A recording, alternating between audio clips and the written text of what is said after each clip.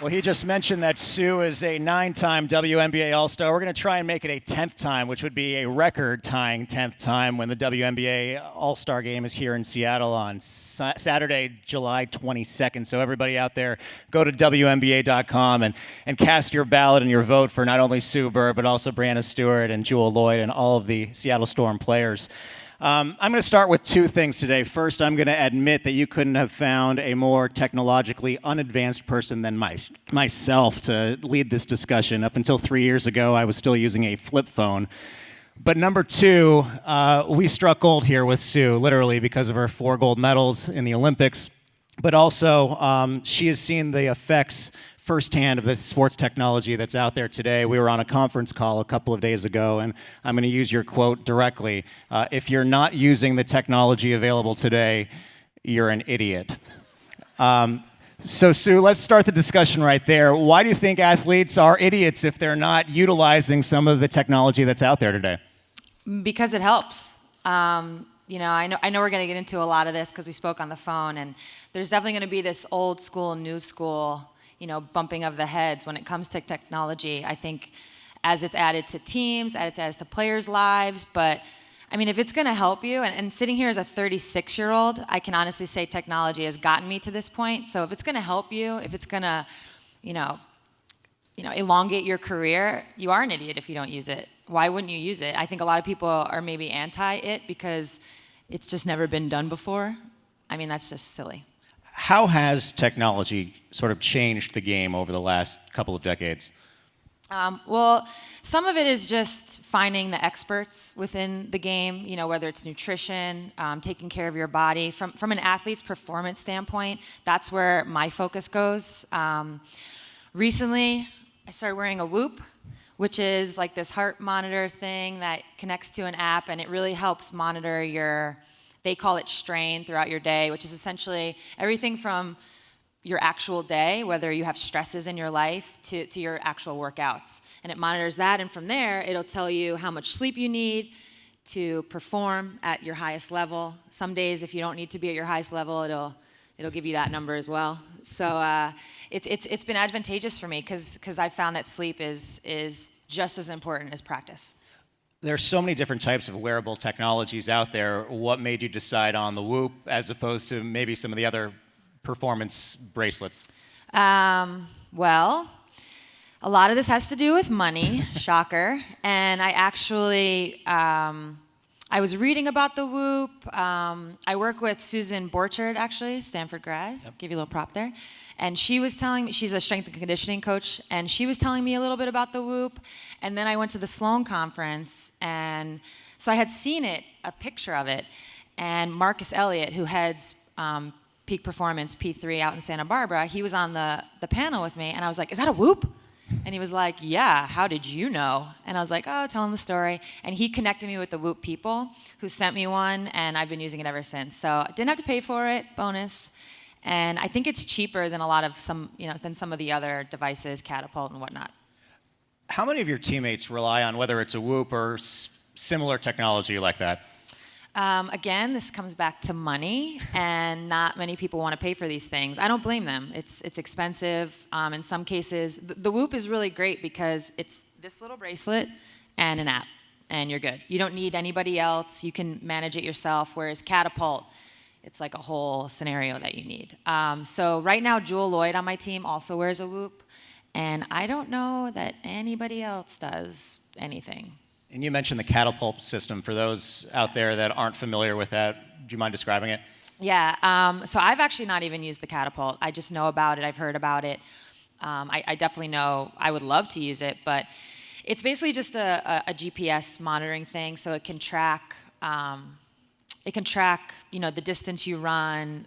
For basketball, it's a little different in that we need to know when we're accelerating, decelerating. It's like, if anyone played basketball, if you ever had an injury, it seems like the first thing that you get cleared to do is like, oh, they can do half court.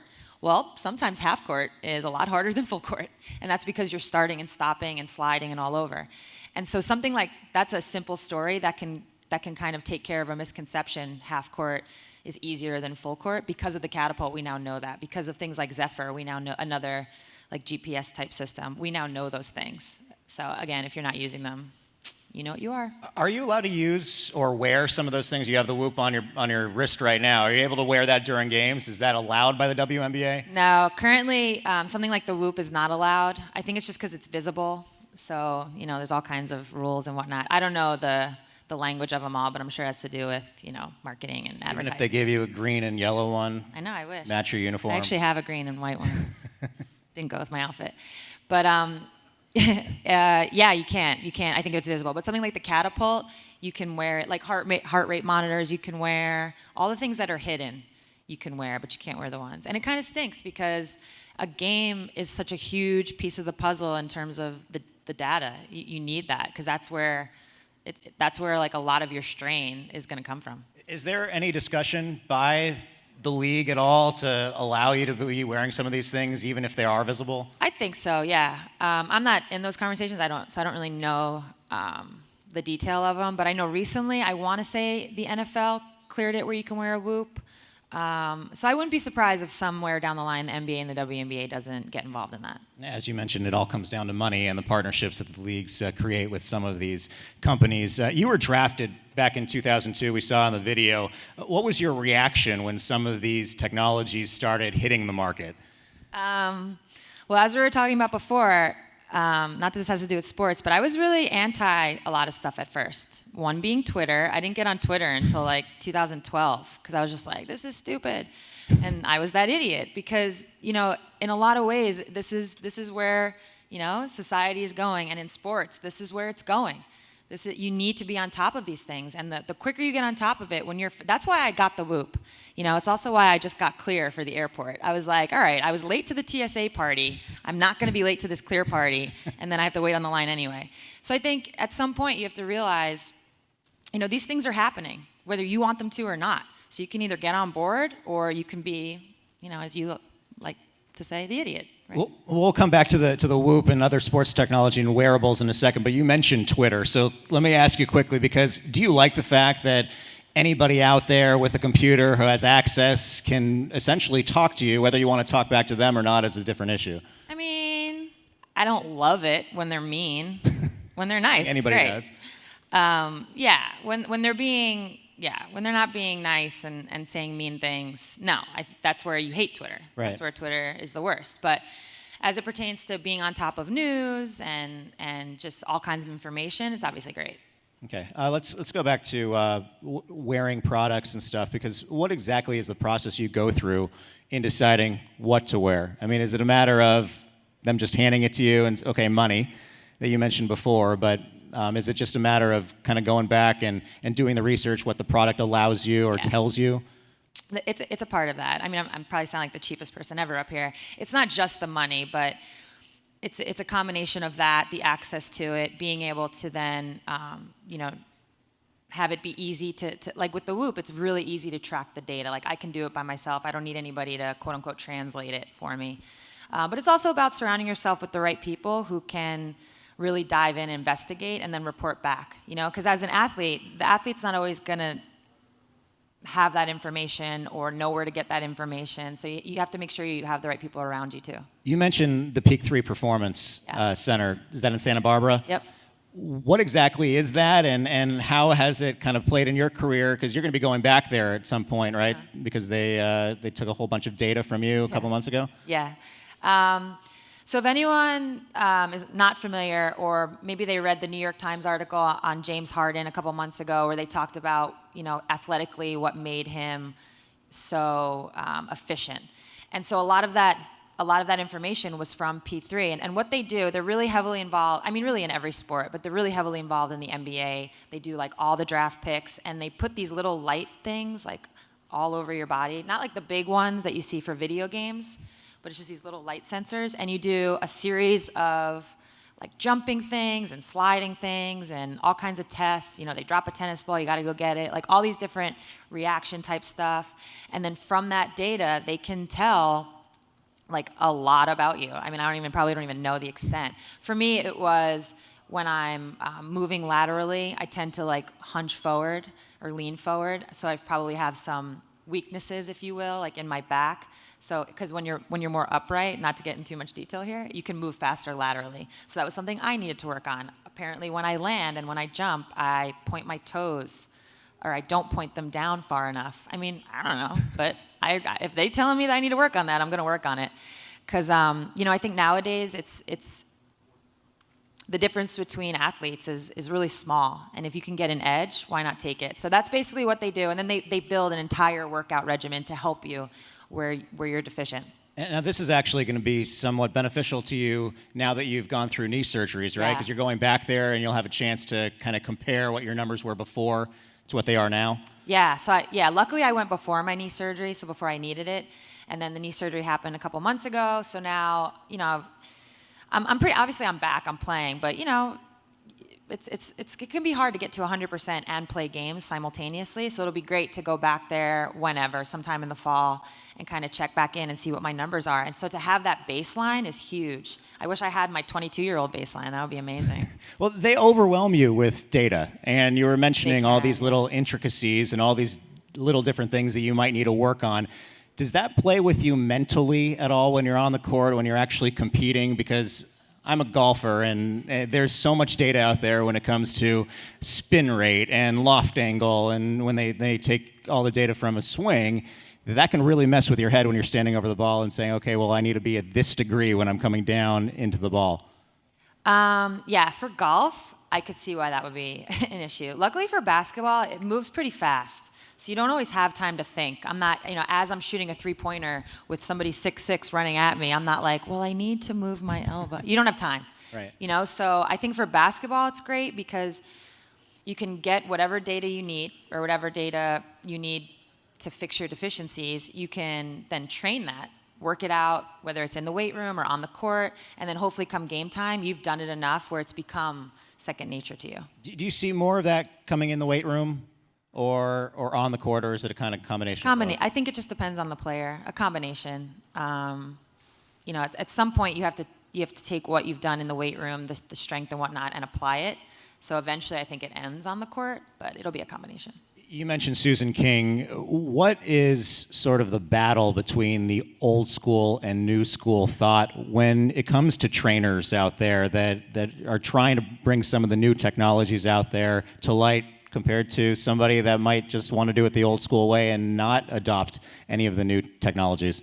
Well, I think there's just, it's just in a lot of ways, it's like you did things because that's just the way they've always been done. I mean, my mom growing up, she told me the story about, this is going to be a stupid story, but stay with me on this one. It was like a little girl went to her mom and was like, Mom, why do you cut the front of the ham and the back of the ham off to cook it? And the mom was like, well, my grandma, that's what my grandma did. Anyway, the story goes to the great-great-great-great-great-grandma who all cut the back and the front off. And then she got to her great-great-great-great-great-grandma and asked. And she was like, my oven was small.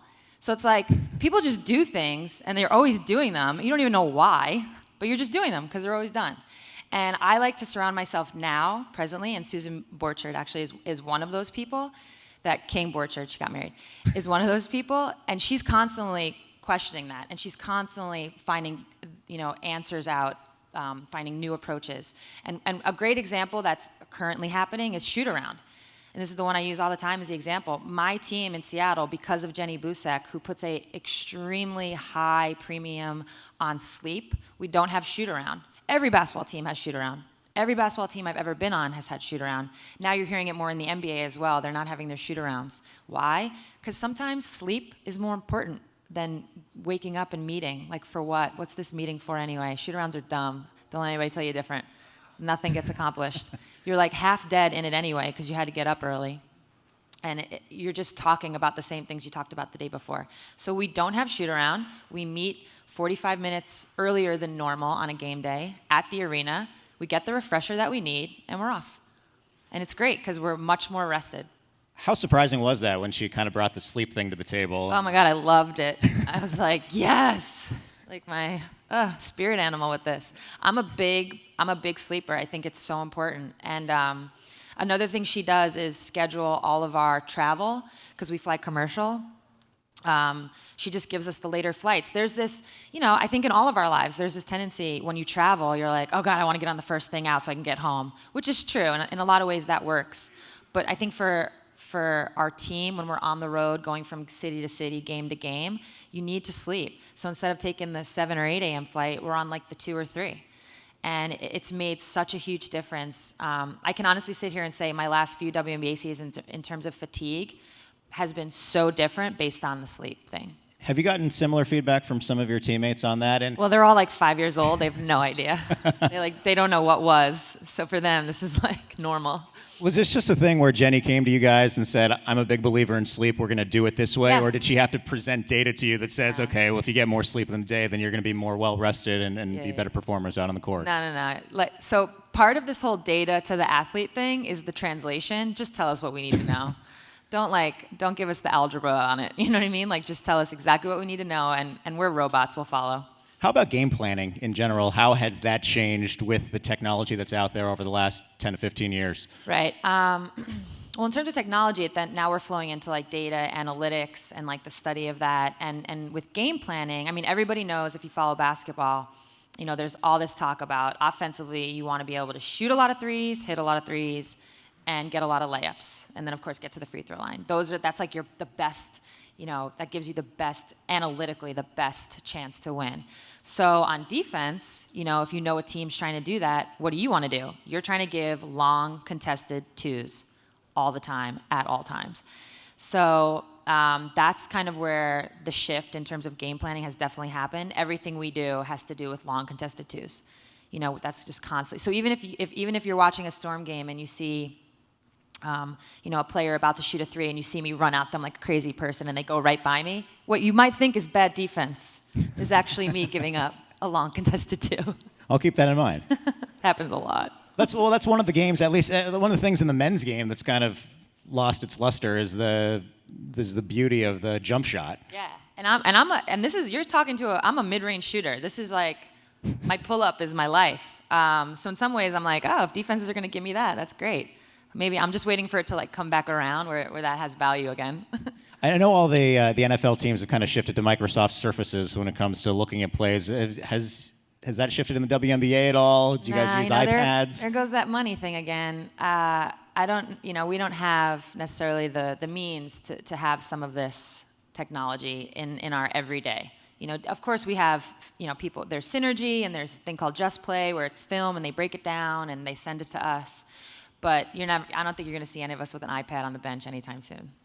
You mentioned in a Players Tribune article, I think that was last year, you were kind of having a conversation around a table at a bar and trying to figure out who takes the most charges or something to that effect. I was in Russia and I was bored.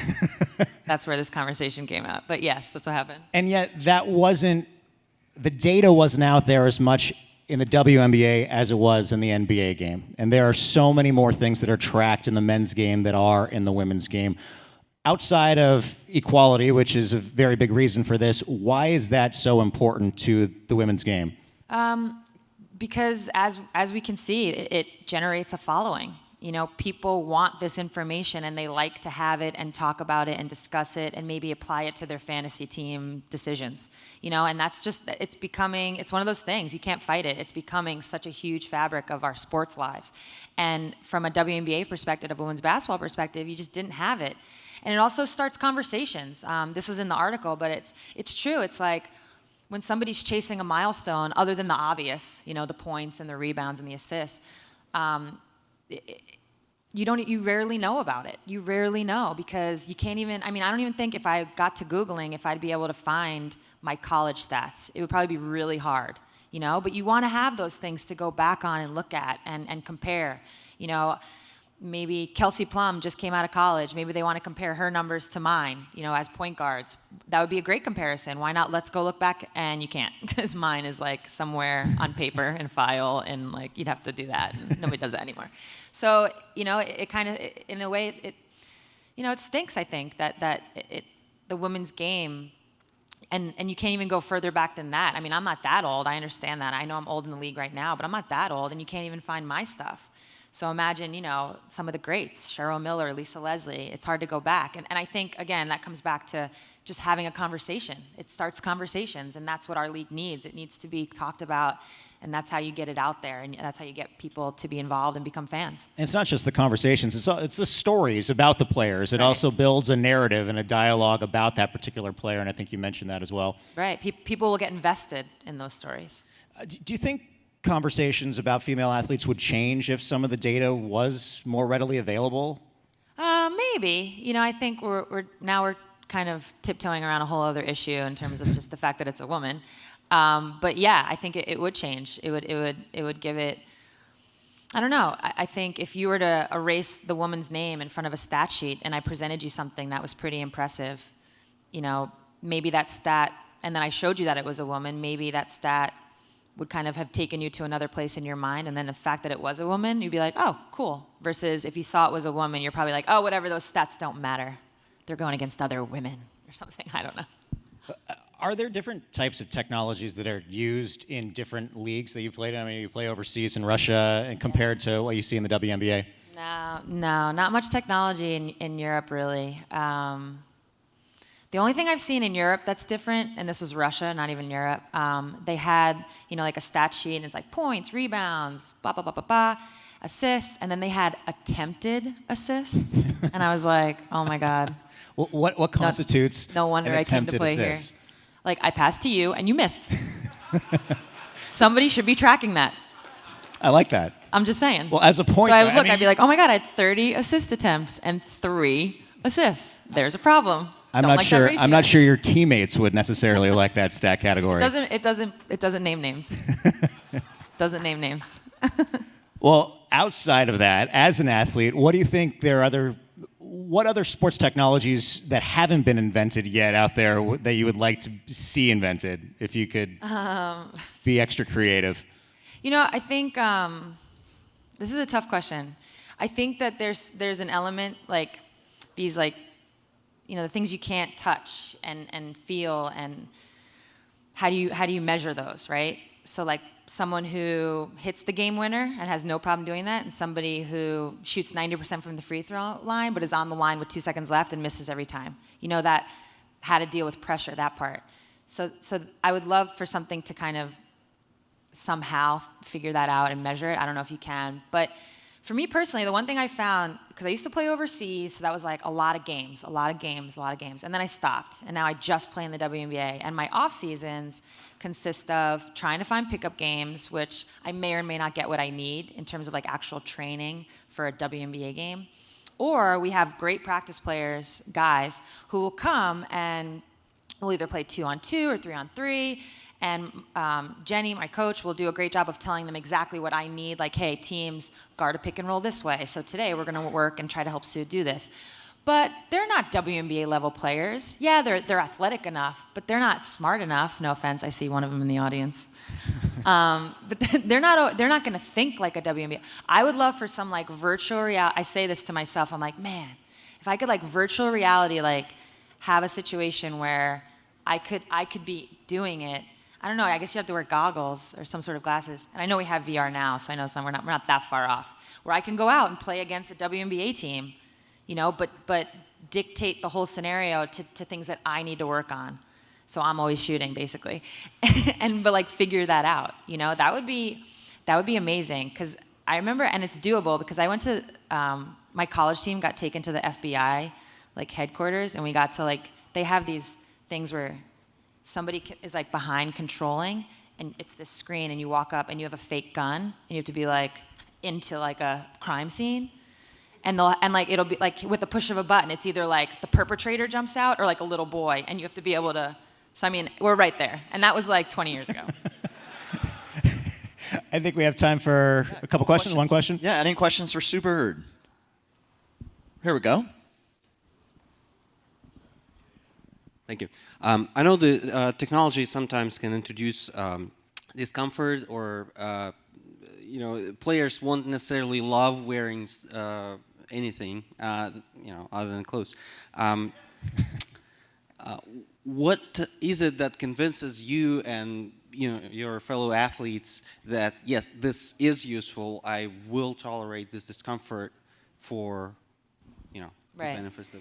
I think results talk. If you use or try anything in life, when you see it working, you're going to go back to it. And for me, luckily, I've said I've just been. It's not that I've picked and chosen these people to surround me. I've been really lucky. They've all come into my life, and one of them is my college coach, and he convinced me like my sophomore year to shoot free throws, like not with your feet straight, but like with your feet turned to the side. He had this whole theory that like this would just naturally go straight, but if you were like this, you could be all over. And I hated it. I mean, it's so awkward to shoot like that, but I stuck with it. And after a while, now to have my feet straight feels weird.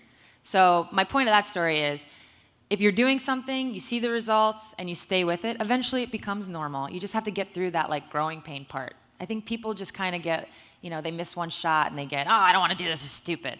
Nah, you got to stick with it. You just got to continue to stick with it. When you see results, it's easier to do that. Any other questions? There's one in the corner there.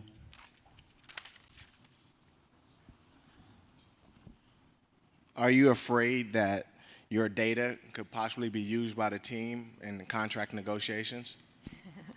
I mean, I don't think we have enough data right now that's like floating around. But so I've been on a bunch of panels like this, and this question's come up a lot. And I think where I stand on it now, at first I was like, yeah, if I'm a 21-year-old coming out of college and somebody does a study and it says, I'm more likely to tear my ACL than the next point guard. Yeah, I don't want teams to know that.